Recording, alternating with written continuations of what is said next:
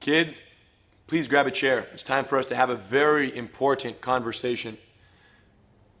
Growing up in the Gracie family, my brothers and I began learning Gracie Jiu-Jitsu from as early as we can remember.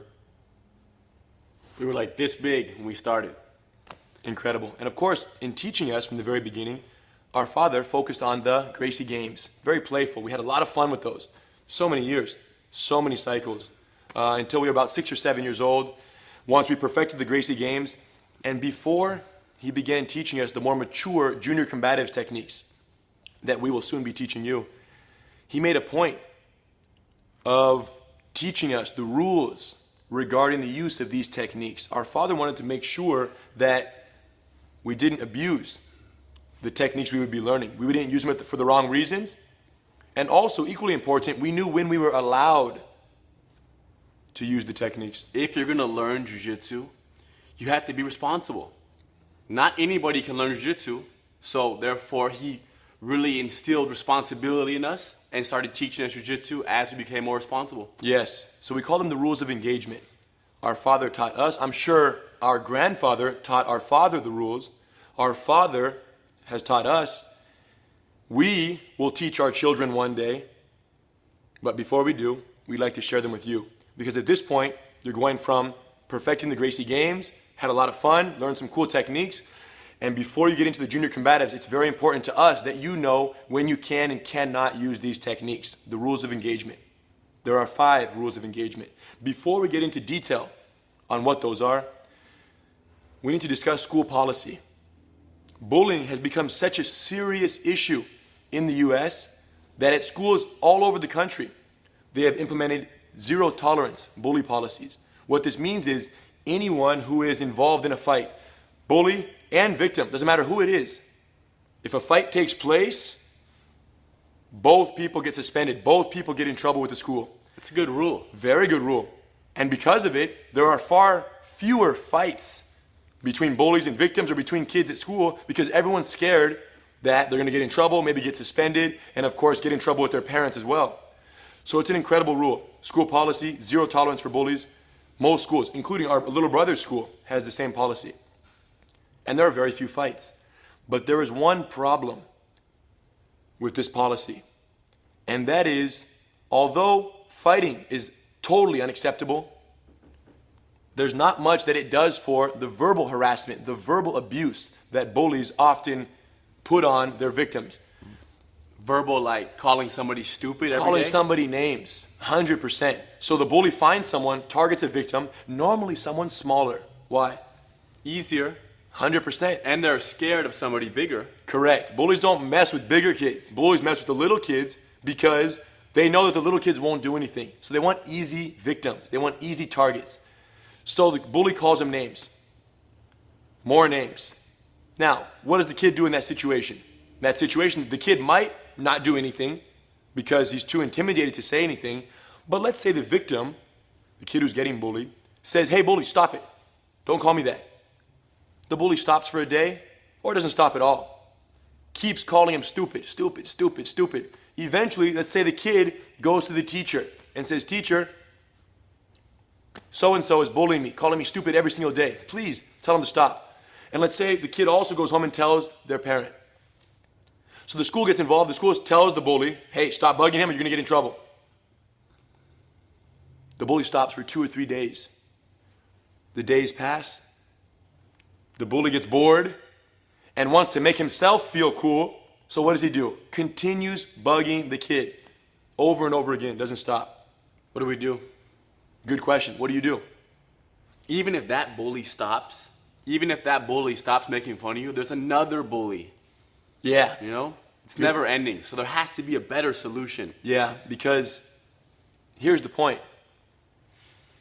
School policy does a great job of stopping fights from taking place.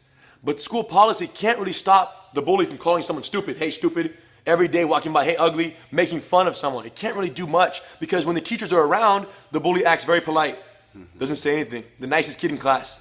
When the teachers are gone, the bully's making fun of everybody, calling everyone names. So you can see how the school policy doesn't really do much. Whereas if the bully fights, if an actual fight takes place, then everyone sees the fight, Then the school gets involved, the kid gets suspended, maybe both kids get suspended, but that's just the way it goes. So school policy is wonderful at stopping fights from taking place. Which is good, because that way nobody's getting beat up. At least no one's getting hurt. But guess what? The bully, even though it's not hurting them physically, the bully is hurting that child emotionally. And sometimes the emotional pain is much worse than the physical pain that comes from a fight. If a kid is getting made fun of every day for a week, 2 weeks, a month, 6 months, a year, a whole school year, getting made fun of every single day, that damage is way worse than a black eye or getting punched. So the verbal harassment, the verbal abuse, what we've realized is that school policies are great at stopping the physical abuse. But the only person who can stop the verbal abuse, the only person who can take control and prevent the verbal abuse from continuing is the victim. And if you're the victim, that's you, for whoever that is, the victim, the person who's getting made fun of, they're the only one who can solve that problem. Because as long as the bully feels like he can abuse the victim, they will continue. And if the teachers aren't around, there's nothing they can do. So, only the victim can stop, can put an end to the verbal harassment against them. To enable you, if this ever happens to you, to prepare you if this ever happens to you, where you are abused very aggressively in the verbal form, we've developed what we call the 3 T steps. And that is what we want to share with you next.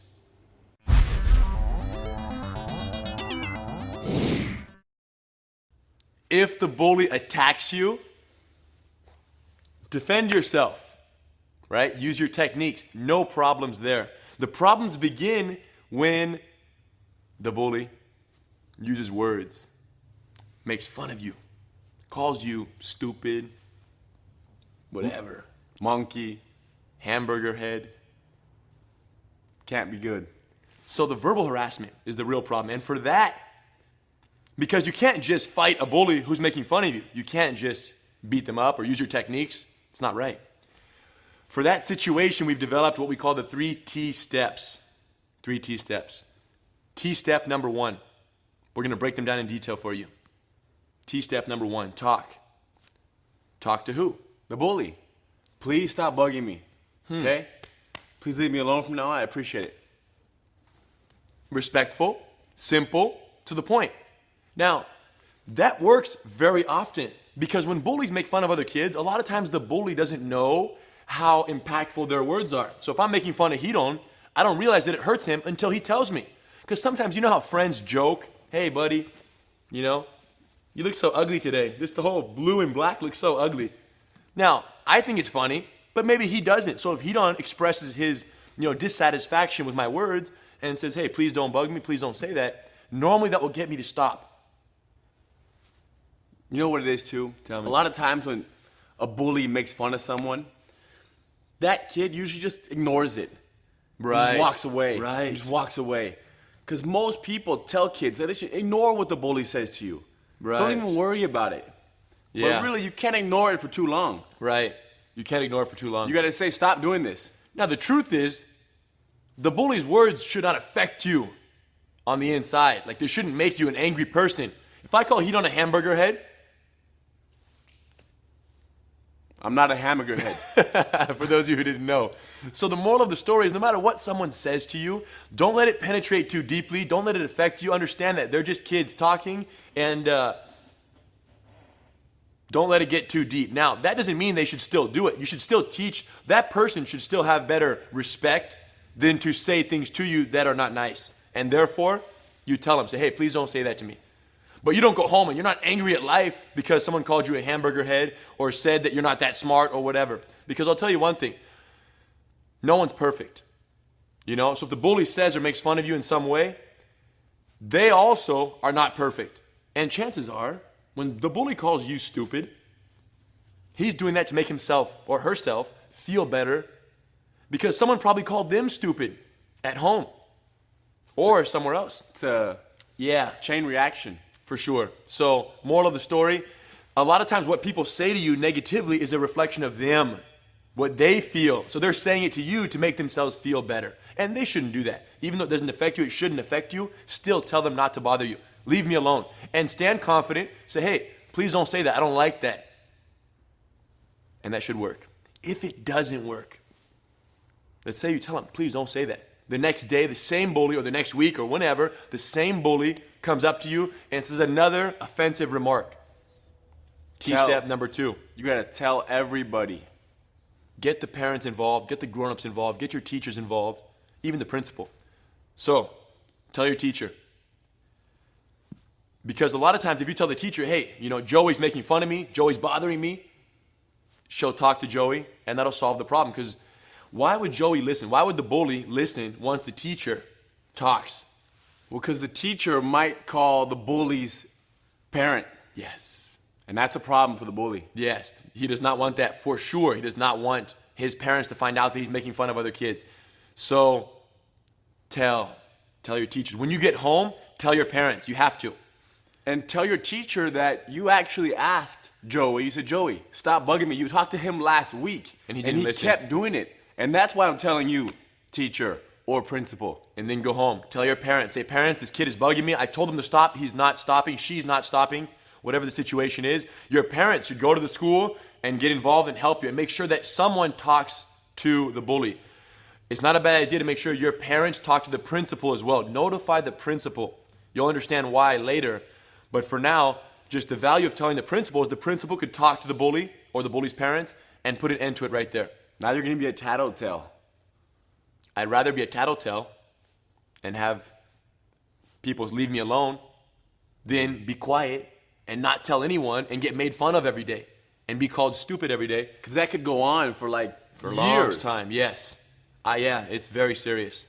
There are stories of kids who got bullied for years and years and years. And that has a very serious effect. Even though they're like, it's interesting because they just say, hey, stupid, or hey, this, or hey, that. Something every single day that's not that major, one day at a time. But that adds up over time.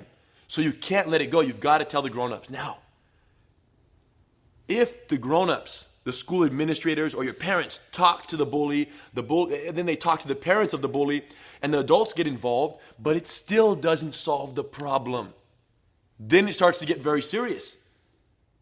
You told everyone, and the bully, the next week after that, when no one's around, right? Of course, when the parents are around, the bully acts very friendly. Like, hey, my best friend, teachers are gone. Hey, stupid, go. Pick up that rock over there, move it over here, then tie my shoes, then give me your lunch money, right? So when the teachers or grown-ups aren't around, they try to take control and abuse you once again.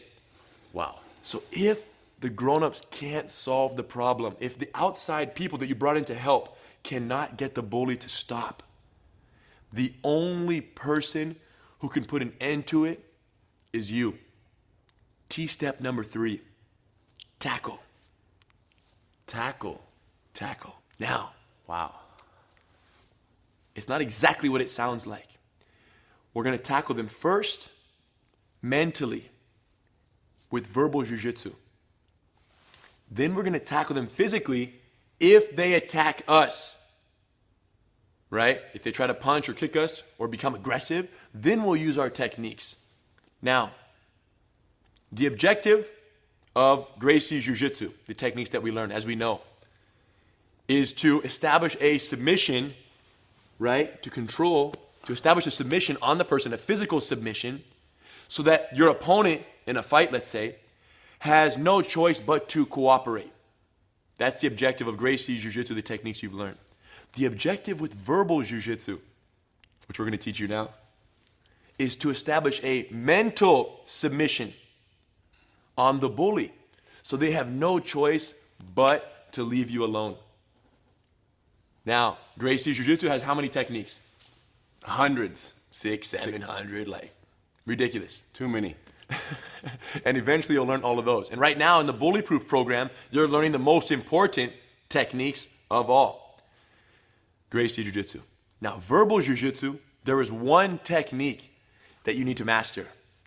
One technique. That should be easy to master one technique. Very easy. And that one technique is the following. If you have a bully who is not letting go, who just keeps making fun of you over and over, and they haven't attacked you, but they keep pestering you, they keep bothering you, right? Saying things they shouldn't be saying. You're going to ask them one simple question. Are you challenging me to a fight? Wow. So now, when you ask that question, the bully has to say yes or no. And in either case, I win. How do you win? So if I say, If he knows the bully, okay, let's make this very clear. Go ahead. you're stupid. Okay, listen. Now this is happening already. If he says it the first time, I don't want to fight him. Right? If this is the first time he doesn't ever call me stupid, I'll say, listen, don't call me that. It's not nice. Or I'll tell the teachers, all that. But this is after several weeks, several months, maybe even several years. Right? He walks up to me, bumps into me, says, hey, stupid, go the other way, walk the other way. And I say, listen, you call me stupid a lot, you call me ugly, you call me dumb. But let me ask you, are you challenging me to a fight? At that point, he says yes or no. If he don't says yes,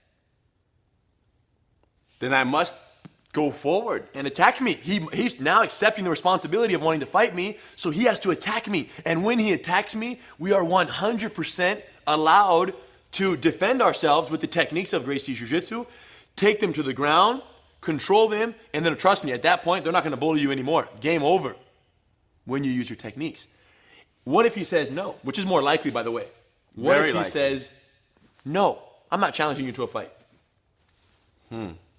He's acknowledging, or she's acknowledging, that they don't have power over you.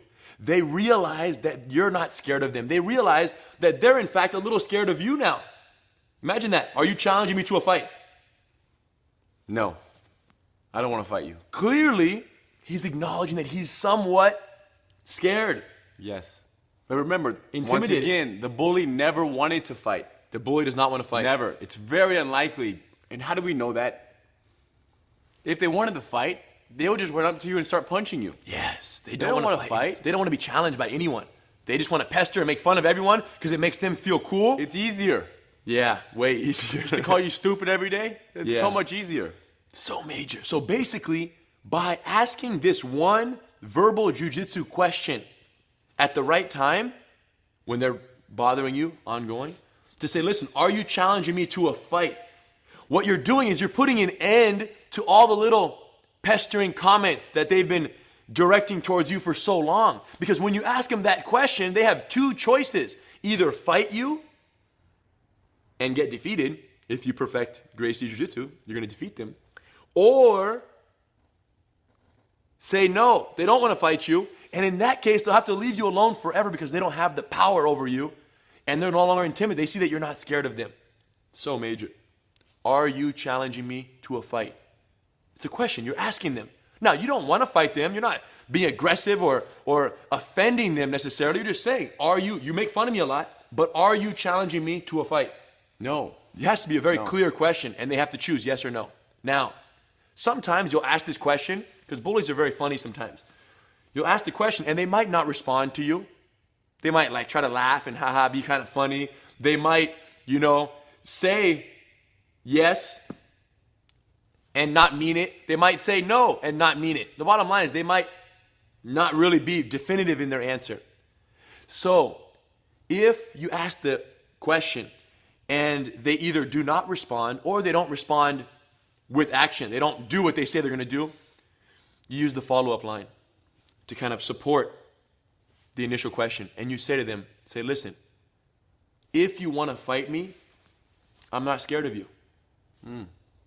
But if you don't want to fight me, leave me alone and stop wasting my time. If you want to fight me, I'm not scared of you. But if you don't want to fight, leave me alone and stop wasting my time. Now imagine if you say that to the bully and there's some other kids watching, right? You're at school, let's say. If you want to fight me, I'm not scared of you. You're letting the bully know that you're ready for whatever comes your way. And just by you saying that, the bully believes Oh, yeah. that you're not scared. Oh, they know. You're They telling them know. you're not scared. If Nobody- you want to fight me, I'm not scared of you. Nobody has ever told the bully that. Yes. If you want to fight me, I'm not scared. Everybody's been scared of this bully. And you know what's funny? That is scary. When you say that, that's scary. It's scary to say it. Yeah, no, And it's from the bully to hear it. If Of I say to course. you, if you want to fight me, I'm not scared of you. What are you thinking now? Really? He knows thinking, wow, what does this kid know? Everyone's scared of me. Right. What? You completely catch him off guard. So what happens is if there are other kids around who see this, say, listen, if you want to fight me, I'm not scared of you. But if you don't want to fight me, leave me alone and stop wasting my time. You draw the line so clear that the bully has to either do something or never bug you again. Now, which one is more likely? He's gonna never bug you again. They're not going to want to fight you. They're gonna apologize. Most likely, 99%, I think, most likely when you show that confidence and you stand up for yourself and you draw that line, they're going to say, wow, this is not a good idea. The bully's power over the child, the bully's power over its victims is 100% based on fear. So the bully might go to another kid now. That is scared of him, that he Yes. thinks he's scared of him. Once you say that I'm not afraid of you, the bully has to find somebody else who is afraid. Yes, because the bully's power is 100% based on fear. So if it's established that you are not scared of them, that there is no fear, how can they have power over you? Think about that for a second. If it's entirely based on the fear, you have to be scared of them in order for them to have power. Once you show that you're not scared, do they have power? No, they have no power. And if they don't have power, they can't make fun of you, they can't call you names because, they realize that if they're going to do that, they have to fight you. So you're willing to stand up for yourself physically to not get made fun of anymore. Now, the goal is not to fight. The goal is just to show that you aren't scared, and as a result, the bully will leave you alone. Now, it's possible that when you stand up for yourself, the bully says, yes. I want to fight you. I'm ready. I'm not scared of you. Do whatever you want to do. So you're there. You say, listen, if you want to fight me, I'm not scared of you. If you don't want to fight me, leave me alone and stop wasting my time. At that point, he says, yeah, I want to fight you. I'm ready. Do what you have to do. And even when he says, yeah, I want to fight you, 99% of the time, the bully is lying. He still doesn't want to fight you. They don't want to fight. They want you to think that they want to fight. So they might say, yes, I want to fight you, and then walk away, and then leave it alone. I want to fight you, but not now. Yeah. Great. Done. Life goes on. Trust me, that bully won't come up and make fun of you anymore. They're either going to fight you or they're not. And sometimes they'll say, yes, I want to fight you, but they won't. And trust me, that's the same as them saying no. Yes. That's the same as them saying no. They just didn't say no because they didn't want to back down, let's say. They didn't want to seem weak in front of their friends, whatever. So if they say yes, and they actually do want to fight you, let's say the bully's a little bit stronger, a little bit bigger, whatever, and they think they can defeat you, right? They don't know you know jiu-jitsu, but they think they can defeat you. You're ready.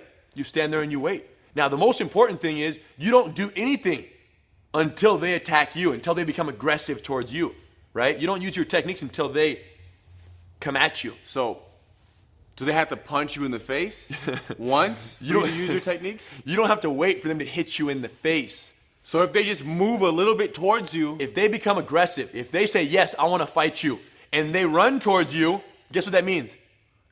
The fight's going to happen. The fight has already begun. They're about to punch you in the face. And at that point, you tackle, not mentally, you tackle them physically.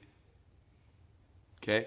So if they go to punch you, if they go to kick you, if they go to push you, anything physical towards you, if they're just talking, leave it at that. But as soon as they become physical, you tackle, you engage, and you take the fight to the ground. You have to defend yourself. The last thing you want to do is get hit. So when you stand up to yourself to the bully, if they, yes, accept the challenge, they want to fight, be ready. In your mind, if they come at you, you're 100% ready to go. You're 100% ready to go. And that's why it's important to practice your techniques at home so that they're sharp. Now, once the fight engages, what's the most important thing? Don't hit the bully. Don't hit, don't kick, don't hurt, don't scratch. We don't want to hurt the bully at all. We don't need to. Yes. Major. So what do you do then? You tackle to the ground, you get on top, you get control of the bully, and once you establish control, you negotiate. You say, hey, do you promise to stop bugging me? And if the bully is trapped, They're going to say yes. they're going to say, okay, let me go. I won't mess with you anymore. Game over. It's very scary to be underneath somebody, or even to be the bully and be on top. If you hold the bully from underneath, no matter where you trapped him, if you trapped him and they are having trouble hitting you and they can't hurt you, you basically won the fight. the bully, for the first time ever, someone jumped on the bully. Yeah. The bully doesn't like this. They don't like to pick on you anymore. So you negotiate. Once you have them, you don't want to hurt them. Why don't you want to punch them in the face? For several reasons. Well, first of all, you don't want to get in more trouble. Yes. You might get in a little bit of trouble if you get in a fight, but If no the big bully deal. attacks you and you defend yourself, you might get in trouble no matter what, because that's how the schools are. No matter who gets in a fight, you get in trouble. But you still have to defend yourself, right? And if you get on top and you're punching the bully, you're going to get in more trouble because you tried to hurt them. But if you don't try to hurt them, you can explain to the teachers, to the principals, that you were just defending yourself, and that is in fact the case. Also, a lot of times, once you defend yourself against a bully, if you don't hurt him or her, and you let them up, once they give up, once they agree to cooperate, say, listen, do you promise to stop bugging me? They say yes. You let them up. They want to be your friend. Especially if you're nice about it, Yes. which you should be Full nice respect. always. You don't want to hurt the bully. You just want them to stop messing with you. That's it. So, rule number 1, only tackle physically if they attack you first, if they become aggressive. And rule number 2, once you engage there, don't hurt the bully. You don't want to hurt them at all. Okay? Now, it's funny because here at the academy, we have lots of kids who do jiu-jitsu with us, and they always ask, they say, Hito and Henner, if I tackle the bully and I say, bully, do you promise to stop bugging me? Right? You negotiate with the bully. Bully, do you promise to stop bugging me? And the bully says yes. And you let the bully up. What if the bully tries to tackle you again or beat you up again after they promise to stop bugging you? No, Why not? because the bully never has experienced what they just experienced, Right. which is being controlled by someone. Right. So the bully does not want anything to do with you. Right. Once you let the bully go, the bully's going to be gone. So when they promise not to bug you anymore, they really mean it. They do not want that experience again. They're not smart enough to lie in that situation. And if they do lie, Let's say they lie, they get up. Okay, I'm going to fight you again. do it again. Tackle them again, control again, negotiate again. So don't worry. Basically, give the bully the benefit of the doubt. Once you let them up, it's all good. And wipe off the dirt and start fresh from there. They won't bother you anymore, and it's all good. Perfect. So no matter what interestingly enough, it's so interesting because the bully has never felt this before, has never felt someone engage against him so confidently, mentally, verbally, and physically engage. And once you do that, no matter what the outcome is of the fight, the bully does not like that experience. The bully does not want to experience that again. So they're going to leave you alone no matter what. Now, you have to practice your jiu-jitsu techniques, right, that we learn. Of course. And you have to practice your one Verbal jiu-jitsu. verbal jiu-jitsu. Strategy. Because here's the deal. When you go up to the bully and you say, listen, are you challenging me to a fight? When you deliver the one-liner, the critical question, we call it, when you deliver that, it has to be delivered with confidence. Now, that confidence, for example, here, Hidon, bully me, please. Hey, stupid. I don't like your shirt. Listen, are you challenging me to a fight? What? Are you stupid? Do you guys see how that's not going to work? Or even, you can also go, listen, are you challenging me to a fight? Are you crazy? If you What's wrong basically, with you? if you say it too weak or you say it too crazy, it's not going to work. Because you can tell that when you say it like that, what does it show? I don't have the confidence. Yes. You can tell. Are you challenging me to a fight? It's not going to work.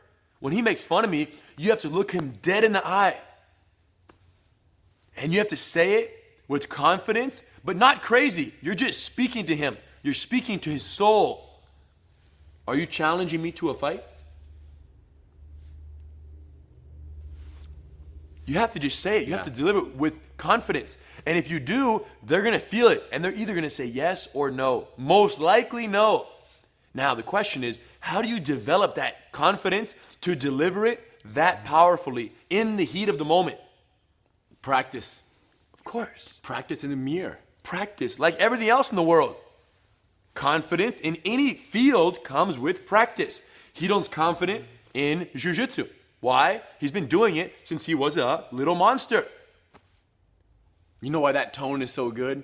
Is because all the adults, all the grown-ups speak in that tone to the bully. Right? Nice. They speak very like, listen, you're going to be in trouble now. You did this, and they speak very controlled. Right. Not too shy, not too crazy. It's a confident tone. That's how the bully gets reprimanded, gets in trouble. So when you say, listen, are you challenging me to a fight? All of a sudden, you're speaking kind of like an adult right now. Yes. It's very serious. It's very serious.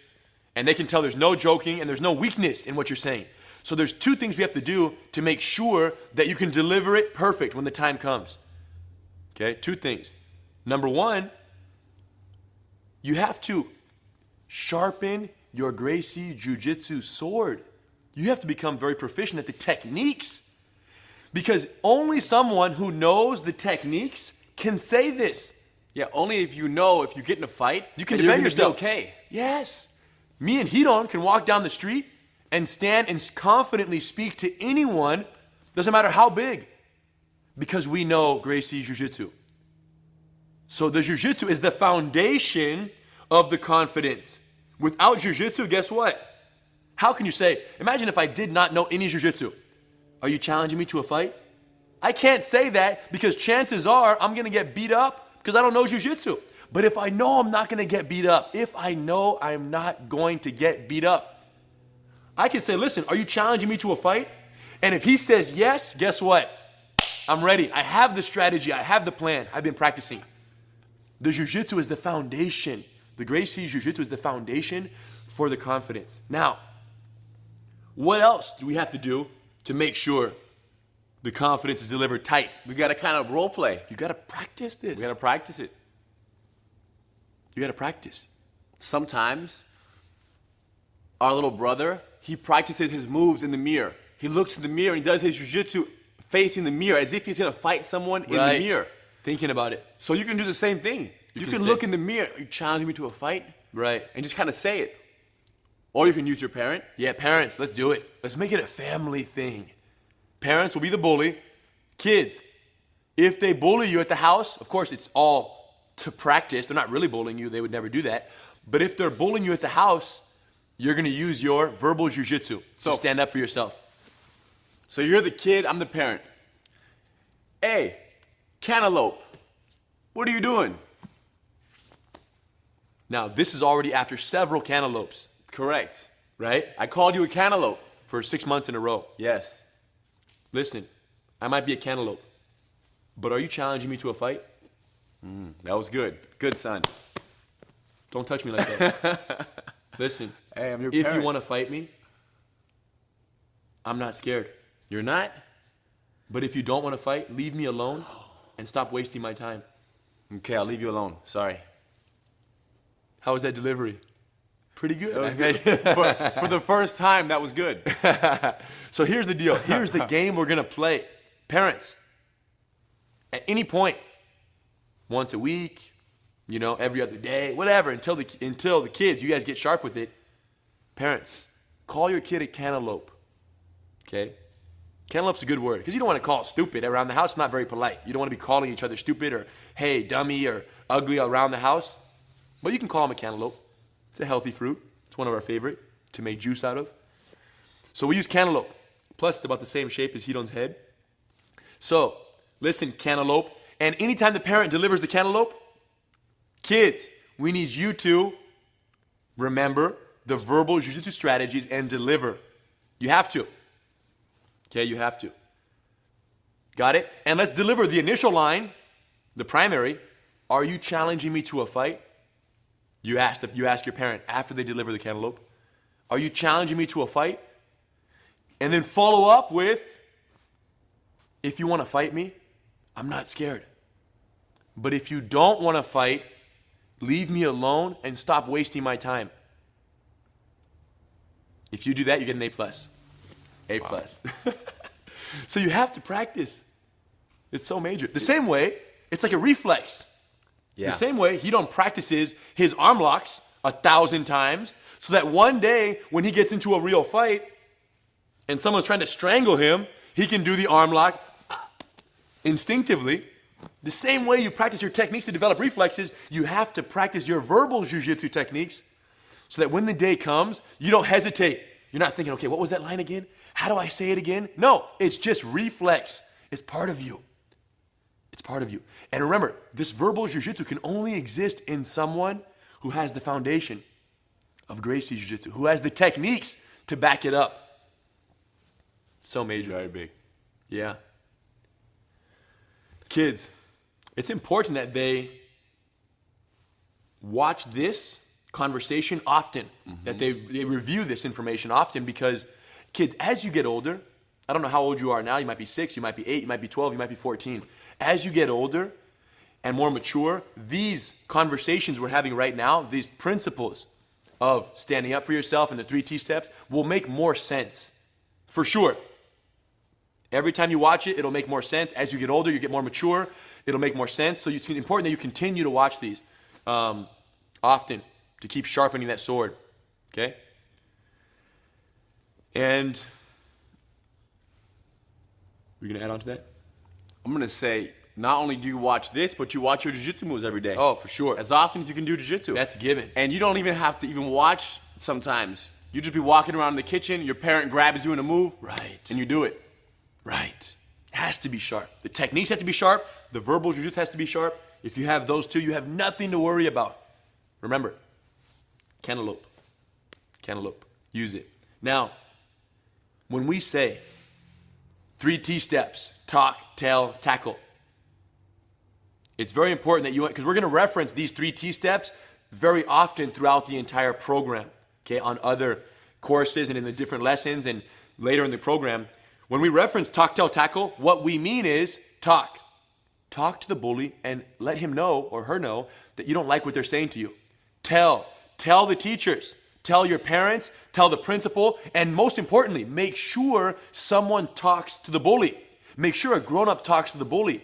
If a grown-up does not talk to the bully, talk to a different grown-up, talk to a different teacher, and make sure only once a grown-up talks to the bully have you successfully accomplished T-step number 2, which is tell. And T-step number 3, tackle.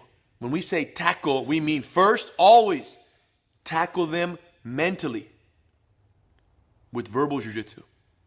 And only if they attack you and they become aggressive do you then tackle them physically with Gracie jiu-jitsu. So major. Beautiful. You guys, the final goal is not to get in fights. We never got into fights. Never been in one fight. Why? The confidence. All the bullies through every year in school, they can kind of see and feel my confidence, your confidence. Right. Nobody wants to bug anybody who walks around with the confidence that they know they can defend themselves when they know Gracie Jiu-Jitsu. Yeah. Same thing for me. I had one very close call where I almost got into a fight, but the kid felt it. I said, listen, if you want to fight me, do something about it. I'm ready. But if not, leave me alone. And once he felt that I was ready and that I wasn't scared of him, he left. It's so major. It's so major.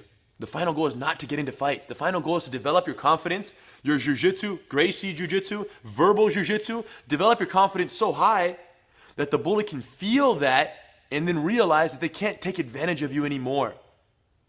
But it is very important that you put an end to it. We can't let any bully bother you for weeks, then months, then years. They can't do that. It's like they're punching you a little bit. It might not be killing you, but eventually it adds up. Eventually you got to put an end to the little punches. Now they're not actually punching you. They're mentally punching you by making fun of you, by calling you names. And it has to end. 3 T steps. Talk to the bully, tell the teachers, and then tackle them. Mentally, and then physically if you need to. Clear? Clear. Now that you guys understand the 3 T steps, let's get into the 5 rules of engagement. Here we go.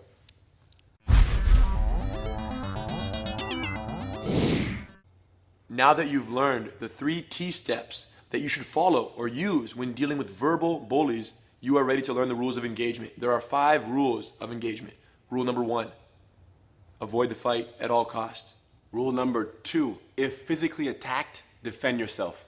Rule number 3, if verbally attacked, follow the 3 T steps. Talk, tell, tackle. Rule number 4, never punch or kick the bully. Establish control and negotiate. And rule number 5, when applying submissions, use minimal force and negotiate. There they are, the 5 rules. Rule number 1, avoid the fight at all costs. What does this mean? We don't want to fight. It means don't fight for the wrong reason. Basically what it means is follow the rules of engagement.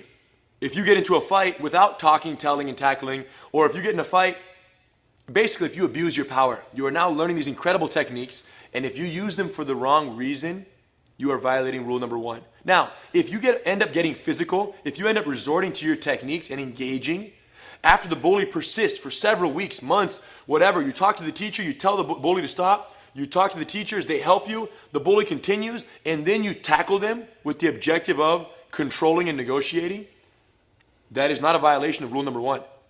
Okay? You are allowed to engage when it's absolutely necessary. Because at some point, you must get physical in order to make your point. Your point being, I can't accept the verbal abuse. It's not going to happen. So, rule number 1, avoid the fight at all costs, but when necessary, you can use the techniques. Just make sure you follow the 3 T steps, follow the rules of engagement when employing your techniques. Rule number 2, defend yourself. If you're physically attacked, defend yourself. Do not hesitate. If somebody comes throwing punches at me, I don't want to get hit, I don't want to get hurt, so I protect myself, defend myself, and control the bully. And then negotiate. Understand that it's possible that if someone attacks you, let's say a crazy bully charges you, throws punches, you engage, use your techniques, get the fight to the ground, control, and you're negotiating. Both of you go to the principal's office. It's possible that both of you get suspended from school. But guess what? Rule number 2, if physically attacked, you must defend yourself. Never refrain from defending yourself out of fear that you're going to get in trouble. If you have to use your techniques because someone's attacking you, do not hesitate. We won't get mad at you. Your parents shouldn't get mad at you. And the school should understand that, hey, you were attacked and you had to defend yourself. If you didn't defend yourself and just got beat up, you would probably still get suspended.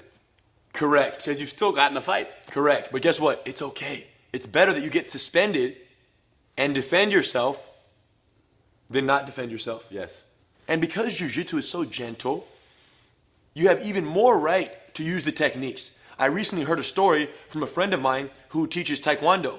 His son, who is a black belt in Taekwondo, at school was playing basketball. His son got punched by a bully. The son threw a crazy kick where he kicked the kid in the head. Perfect kick in the head. Perfect Taekwondo kick to the head. Spinning back kick. The kid went down. When the teachers got there, the bully had gotten kicked in the head and was dizzy. The kid who was getting bullied, the victim, was perfectly okay. Now, they both got in trouble. I don't care whose fault it was, they both got in trouble. But the moral of the story is, he got in more trouble than he might have gotten in because the kick was so violent. Whereas with jiu-jitsu, if he would have controlled the bully, mounted, negotiated, didn't throw any punches, and then explained to the teachers later that this bully was punching him on the basketball court, there's a good chance that he might not have gotten in trouble at all, even though he was involved in the physical altercation. So, defend yourself, and because of jiu-jitsu being so gentle, you have even less to worry about. Even with these zero tolerance school policies, bully policies that are in place, you should be okay. If you defend yourself and you don't hurt the bully, you have nothing to worry about. Rule number 3, if verbally attacked, follow the 3 T steps. You've learned them. Talk, tell, tackle. Okay, we discussed them in depth, each one of them. Any final thoughts or points there? Talk, tell the bully you're not happy with what they're doing. And do it politely. Remember, do it respectfully. Okay, don't go crazy. They like that. But if you're respectful, they're going to say, wow, this person is intelligent enough to be respectful and polite. I'm not going to bother them. Tell the teacher. You must tell the teacher. You must tell your parents. If your teachers don't get involved, if your teacher does not talk to the bully, tell another teacher and even tell the principal yourself. You have to get a school administrator involved in the situation. And your parents as well. And your parents will definitely help make that happen. Don't be shy. Go home, tell your parents they want to help you. And of course, If the parents get involved and talk to the bully, that will normally cause them to stop. But if it doesn't, Tackle. tackle. T-step number 3, tackle the bully, get on top with... Now, in implementing the tackle, you have to make sure you follow rules of engagement 4 and 5, which are never punch or kick the bully, right? This is once the fight goes down, either because they attacked you or because you are tackling them after the 3 T-steps. Rules number 4 and 5 are during the actual fight. Rule number 4, never punch or kick the bully. Do not punch them. There's no reason. Jiu-Jitsu gives you the ability to defeat anyone without punches or kicks. So use that ability. Do it gentle. We can assure you the result will be much better. Because put it this way. Let's say a bully's making fun of you a whole bunch. You engage. You tackle. You get on top of them. They go crazy. They can't get out. You're holding them down. You're controlling them from the guard, from the mount, whatever. You're holding them. Hey, do you promise to stop bugging me? You ask them. And they say, yes, I promise. When you get up, you didn't punch them. You didn't hurt them. You purposely didn't hurt them. Guess what's going to happen? They're going to become your friend after that. But if you smash their face in with punches, it's going to be harder. So if you have to get physical, be gentle, and you'll make a new friend. So number 4 is never punch or kick the bully, but do establish control and do negotiate. Yes. And that's negotiating and saying, hey, will you stop bugging me? We don't want to hurt them. We want to talk during the fight. Just so that they stop bothering us. That's all we want. If you stop bugging me, I'll get off of you. Yes. And We're of course, negotiating. as soon as they agree, you let them go. As soon as you negotiate and they cooperate, they agree not to bother you, you let them go. Now, kids here at the academy always ask, what if you're negotiating? Do you promise to stop bugging me? And the bully says, yeah, I promise. And then you let them up, and then the bully wants to fight you again. It's not going to happen. Kids always ask. But kids at home, we can assure you that if you control the bully and they agree, I won't bug you anymore. They're not lying. They're telling the truth. Why are they telling the truth? Because they don't want to get trapped down there again. They don't want to fight. Remember, bullies want the easy target. So they do not want this to happen again. Rule number 5. When applying submissions, in the Junior Combatives course, you will learn some submissions. No chokes, but a few arm control techniques. When you do these techniques, your goal isn't to hurt the bully. Although these techniques can be used to hurt someone, your goal isn't to hurt them. Your goal is to lock it up, get control of them, maybe their arm like this or like this, control their arm with an arm lock, and negotiate. You don't squeeze, you just control. Do you promise to stop bugging me? They say yes, you let them go. If they say no, you apply minimal force. When applying submission, use minimal force and negotiate. So you squeeze very little. Boom. Okay, now do you promise? Yes, I promise I won't bug you anymore. Done. They'll be your friend. Clear? Clear. The 5 rules of engagement.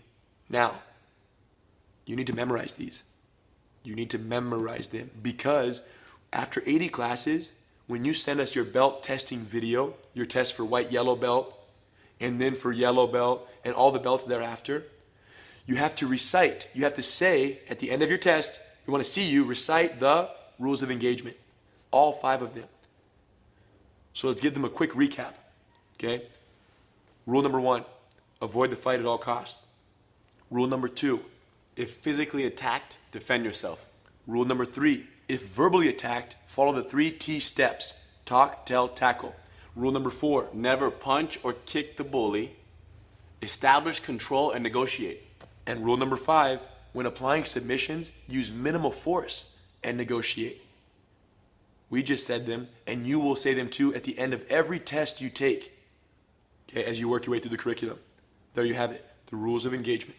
Now, the next thing we want to talk about is the critical conversation that takes place after you engage with the bully. When you go to the principal's office, that conversation is coming up next.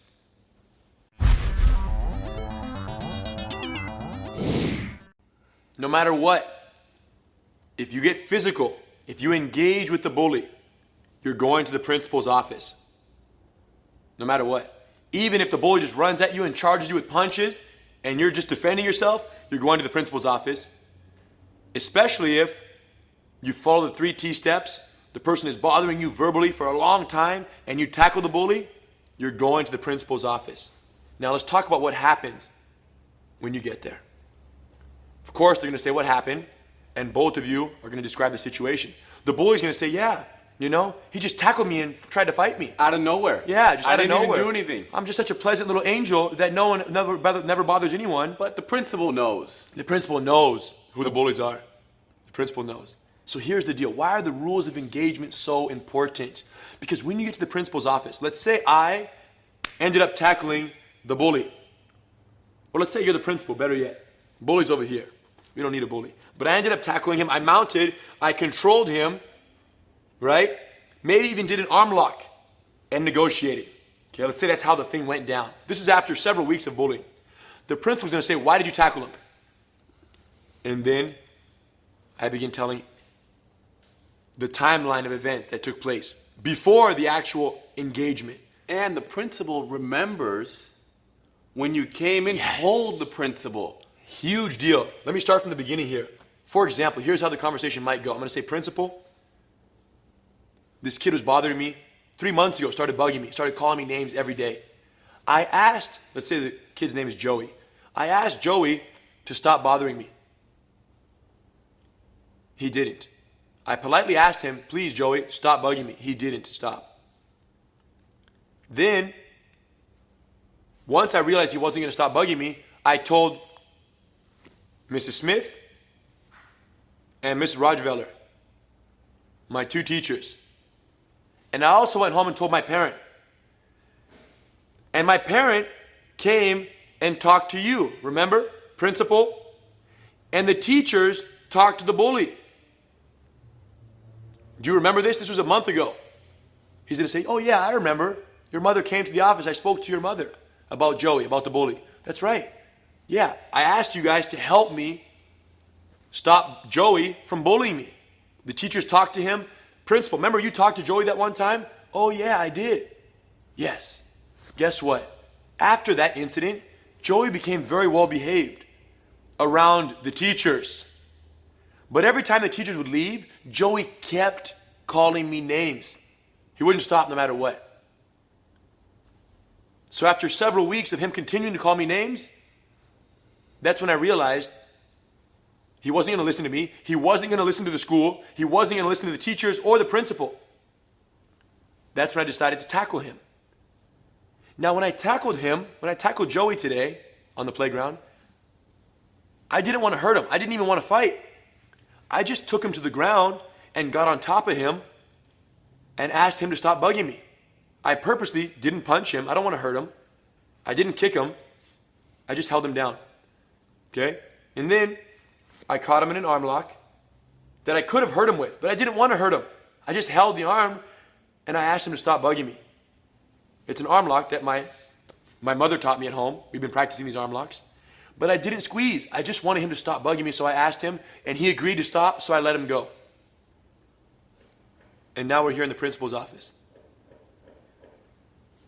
Now, if you want to suspend me, I understand, because we have a policy that states there's no fighting allowed.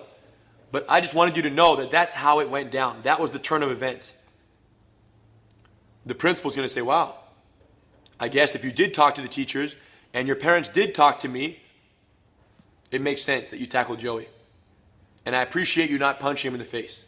That's the first time ever the principal has had a fight happen where one kid that defended his or herself did not punch the other kid or kick. And you have to tell the principal this. I did not want to hurt the bully. The principal likes that you are tackling and not striking, not hitting other kids. Yes, so it's a huge deal that you must notify them that it was not with any intention of hurting, but just physically standing up for yourself. But the most important thing is that you only engage, you only tackle Joey or the bully after you follow the procedure, so that if you ever end up in the principal's office, you can say, Principal, I told Joey to stop.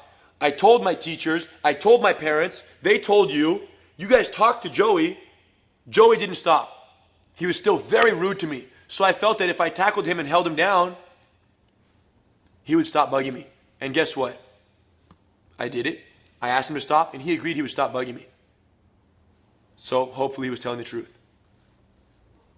And what if you never tackled the kid? Wow. a good point. What if you told Joey, you told the teachers, you told your parents, you told the principal, and after all that, Joey kept bothering you? You can tell the principal this. Say, principal, if you guys didn't solve the problem, if the school didn't help me with Joey, and Joey kept bothering me, what did you expect me to do? This might go on for the whole school year. Yes. Might go on for my whole, as long as me and Joey are in school together, this will continue. Unless I did something about it. Unless I do something, which I did today. So that's the real problem. And the principal understands that bullying is a very serious issue. Even verbal bullying. And he likes to think that he can solve the problem. But if he doesn't, or she doesn't solve the problem, the principal can't, and the school doesn't solve the issue, they really shouldn't blame you for solving it yourself. Especially when you follow rules 4 and 5, where you do it without trying to hurt anyone. It's a critical conversation, but you must understand that the rules of engagement, for many reasons, including this conversation that you will have with the principal if you ever get physical, are extremely important. Rules of engagement. So you get suspended. Oh yeah, you get suspended for a few days. It's okay. Parents shouldn't get mad at you because you followed the procedure and you were defending yourself. You were standing up for yourself. And it's, like we said before, it's much better to stand up for yourself and get suspended for a few days than not stand up for yourself and get bullied for the rest of the school year or for the rest of your life. Getting suspended for 2 days, 3 days, even a week, it's not a big deal. Okay? Follow the rules of engagement and you have nothing to worry about.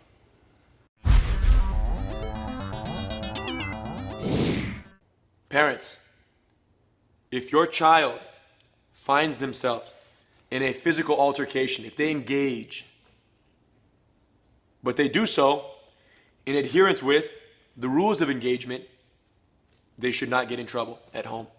But if they violate the rules of engagement, different story. Something has to happen. If you find that teaching your child these techniques, they've been exposed to the rules of engagement, but they aren't following them, you should stop teaching them techniques.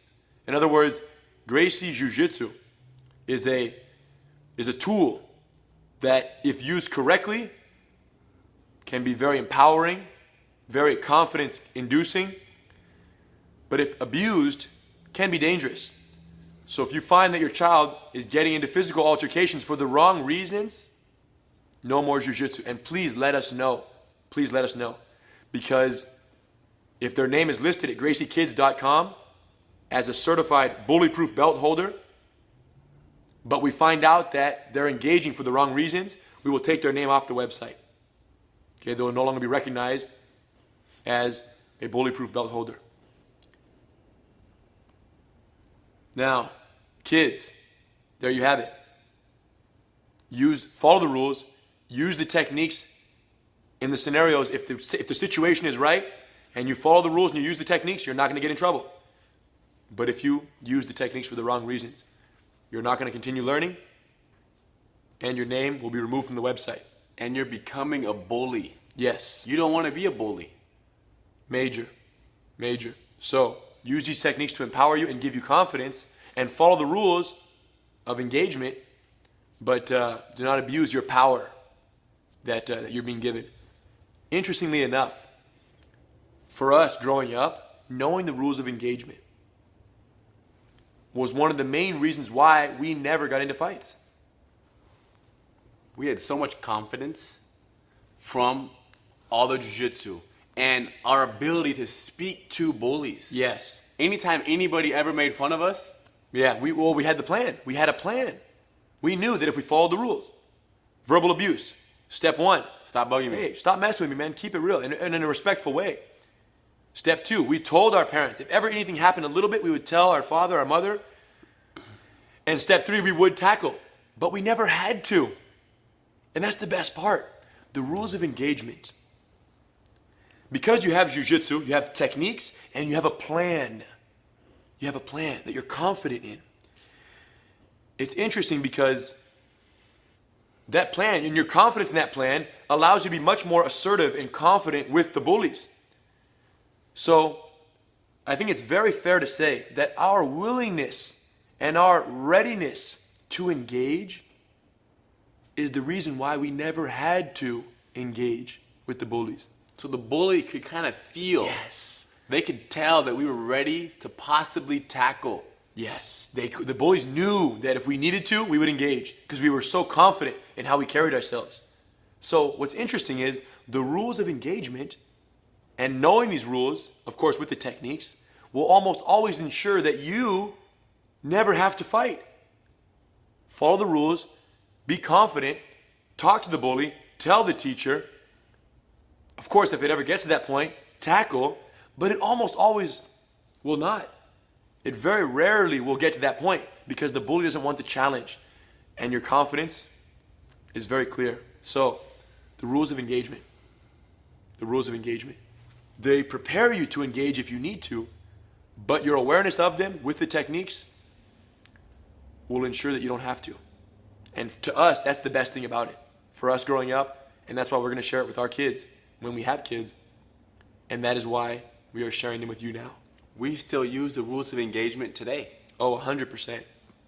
Yeah, people come up to us. And the thing is, today, when you get older, kids, you'll be the same way. As you get older, you realize more and more that the things people say to you mean nothing. And you realize more and more with the more jiu-jitsu you learn, how easy it is to defeat somebody with jiu-jitsu. Yeah. And if it's so easy, why even do it? When we walk down the street and we see someone, in a physical jiu-jitsu, in a fight sense, we see everyone as little kids. Because compared to us, they know nothing. They don't have the technique. So they don't have a chance. So why fight someone, even if it's a grown man who's very strong, what's the value of us fighting that person, even if that person is acting kind of stupid and calling us names and acting crazy? What's the value of fighting him if we know we can defeat him? The same reason I wouldn't fight a little kid, I wouldn't fight a grown man who doesn't know jiu-jitsu. So it doesn't make sense. There's no need for that. So as you get older, you'll feel the same way. As you get better with the techniques, you'll feel the same way. And as you get better in jiu-jitsu and you become more mature, you'll realize that nothing anyone says from the outside is a reflection of you. It's a reflection of them. So if someone calls you stupid, it's because they feel stupid and they're trying to make themselves feel better. So literally, you never have to talk, tell, tackle because they call me stupid and I say, great, thank you very much, have a good day. It goes like this, gone, out the other ear. And that's what we want you to get from all this. So if nothing else, understand that nothing anyone says to you matters. You are who you are. You know your own strengths and weaknesses, and you're growing. You're a person who is growing in all areas, and that's all that matters. So you have the rules of engagement. Follow them, and you won't have to engage.